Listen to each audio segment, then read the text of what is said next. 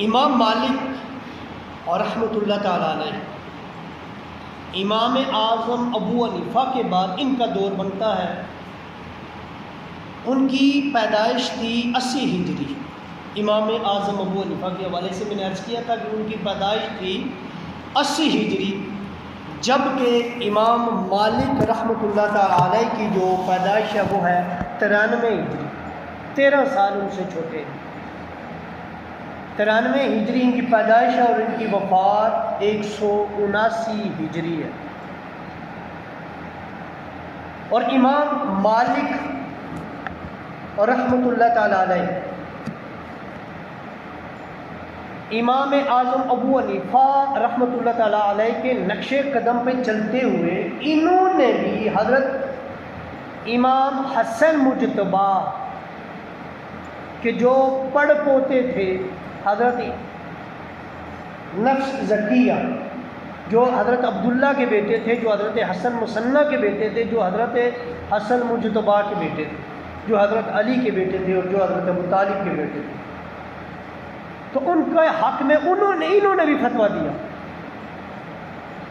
یعنی آل نبی کے حق میں انہوں نے بھی فتویٰ دیا اور ساتھ ہی منصور کو غاصب قرار دیا۔ جو منصوب اس وقت عباسیہ کا دوسرا خلیفہ بیٹھا تھا، اس کو امام مالک نے غاصب قرار دیا اور آل نبی کا حق کہا اور ان کے حق میں فتویٰ دے دیا۔ حضرت ابراہیم اور حضرت نفس زکیہ علیہ السلام ان کے حق میں فتویٰ دے دیا۔ تو اس بات پر والی مدینہ نے، یعنی جو سلیمان بن جعفر تھا، اس نے آپ کو جسم ننگا کر کے ننگی پیٹھ پر 70 کوڑے برسائے۔ کس وجہ سے؟ آل نبی کا ساتھ دینے کی وجہ سے 70 کوڑے اس امام کو برسائے۔ قیامت تک ایک پوری امت فقہ میں اس کو اپنا امام مانتی ہے، اللہ نے پھر اس کو اتنی عزت بھی دی ہے۔ یہی نہیں، اس پاداش میں، اس جرم میں آل نبی کا ساتھ دینے کی وجہ سے امام مالک کا منہ کالا کیا گیا، منہ کالا کر کے گدے پہ بٹھا کر شہر کے چکر لگوائے۔ اب آپ سوچیں کہ ہم سوچتے ہیں کہ ہمیں اتنی سی ذلت ملتی ہے، لوگ ہمیں شیعہ کہہ دیتے ہیں، لوگ ہمیں رافضی کہہ دیتے ہیں، لوگ یہ کرتے ہیں، ہمارے خلاف باتیں کرتے ہیں۔ یہ کیا امتحان ہے؟ ان کے امتحان سوچیں، اتنے بڑے عہدے پر بیٹھے ہوئے قیامت تک اللہ تعالیٰ نے ایک قوم دے دی ہے جو امام شافعی کہلاتی ہے، جو مالکی کہلاتی ہے، جو حنبلی کہلاتی ہے اور جو حنفی کہلاتی ہے۔ ہر ایک کو ایک ماننے والے دے دیے جو فقہ میں ان کو اپنا امام مانتے ہیں۔ اس میں امام مالک مالک رحمۃ اللہ تعالیٰ علیہ کا جو مقام اور مرتبہ تھا وہ دیکھیں آپ، پھر یہ دیکھیں کہ امام مالک رحمۃ اللہ تعالیٰ علیہ نے آپ کا منہ کالا کر کے آپ کو گدے پہ بٹھا کر شہر کا چکر لگوایا گیا۔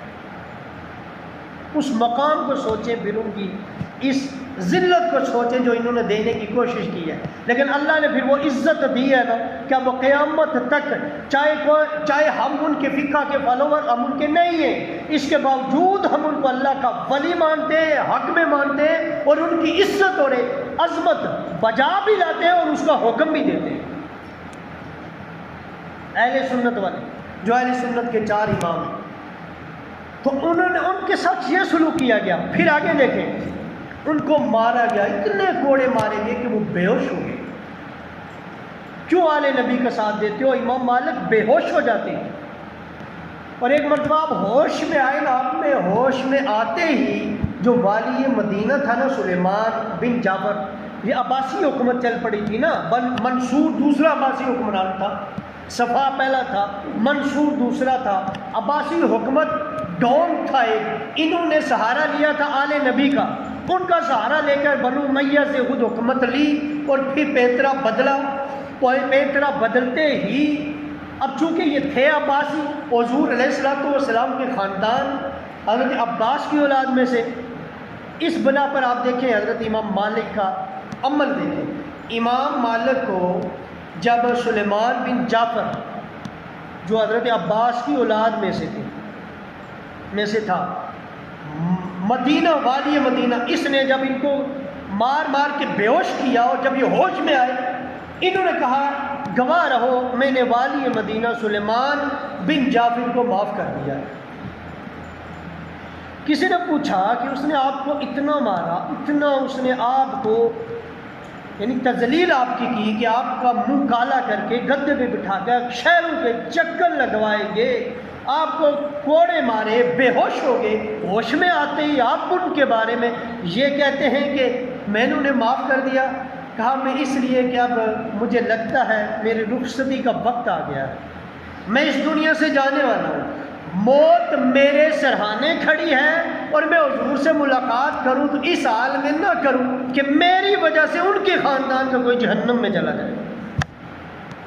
عشق نبی دیکھیں، حضور کی محبت دیکھیں، چونکہ سلیمان بن جعفر ان کے چچا حضرت عباس کی اولاد میں سے تھا، اس کو سزا دی، کہا میری وجہ سے وہ جہنم میں جائے، مجھے سزا دینے کی وجہ سے، اس لیے میں نے معاف کر دیا کہ میں اپنے نبی سے اس حال میں نہ ملاقات کروں، میری وجہ سے ان کے خاندان کا کوئی جہنم میں جائے۔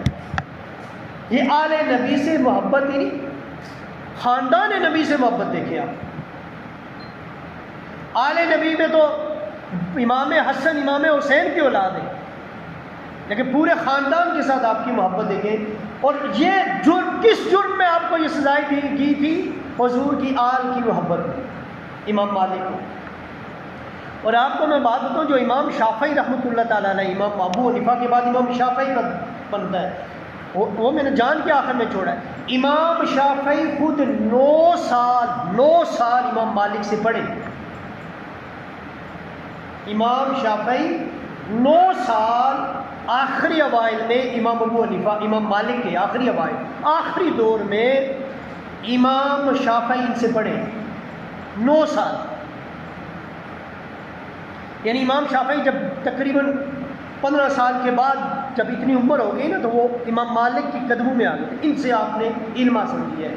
امام مالک استاد ہے امام شافعی کے، تو امام مالک کے ساتھ یہ سلوک کیا گیا۔ اس کے بعد امام احمد بن حنبل کا آپ سنیں۔ امام احمد بن حنبل آپ بھی حضور کی آل سے اس قدر محبت کرتے تھے، امام احمد بن حنبل، کہ آپ کے سیدوں کا امام حسن کی اولاد میں سے یا امام حسین کی اولاد میں سے کوئی بھی بچہ بھی آ جائے تو آپ ان کے سامنے اوپر نہیں بیٹھتے، آپ ان کے پیچھے چلتے تھے، بلکہ آپ کے بارے میں یہ ہے کہ آپ اس عزت اور عظمت میں مبالغہ کر لیتے تھے۔ کون؟ امام احمد بن حنبل۔ مبالغہ اس حد تک کرتے تھے کہ صرف فاطمی اولاد ہی نہیں، حضور کے خاندان کا کوئی بھی فرد ہو، چاہے وہ ہاشمی ہو چاہے وہ قریشی ہو، اس سے بھی آگے نہیں چلتے تھے، نہ اس کے برابر چلتے تھے۔ کوئی قریشی بھی ہے، کوئی ہاشمی بھی ہے، یعنی عباسی خاندان کا بھی کوئی ہے، امام احمد بن حنبل خاندان رسول ہونے کی وجہ سے ہمیشہ ان کے بچہ بھی ہو تو اس کے بھی پیچھے چلتے تھے۔ اتنی عزت حضور کے خاندان ہونے کی وجہ سے امام احمد بن حنبل کیا کرتے تھے۔ تو آپ کو بھی سختیاں جیتنی پڑی، کس وجہ سے؟ اس وجہ سے کہ آپ آل نبی سے محبت کرنے والے۔ تو آپ ان حضرات نے بڑا کٹھن دور دیا۔